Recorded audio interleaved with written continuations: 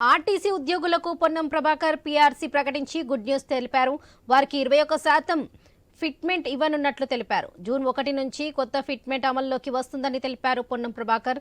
దీంతో ఆర్టీసీపై నెలకు 35 కోట్ల భారం పడనుందని అన్నారు. 53,071 మంది ఉద్యోగులకు ఆర్థిక ప్రయోజనం చేకూరనుందని ఆయన వివరించారు.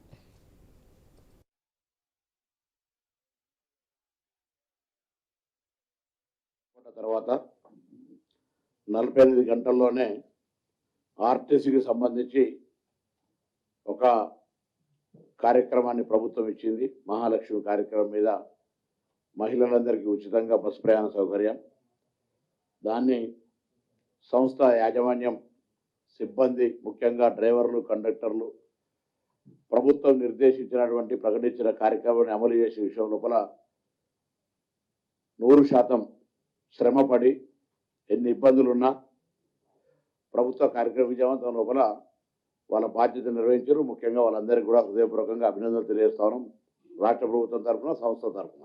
సంస్థను ముందుకు తీసుకోవాలని అందరం కలిసి మాట మనవి చేస్తూ, అందరం కూడా కలిసి గౌరవ పెద్దల యొక్క ఆదేశాల మేరకు 21% మరి ఫిట్మెంట్గా దాని యొక్క ఇచ్చేటువంటి ఒక కార్యక్రమం నిర్ణయం తీసుకోవడం జరిగింది.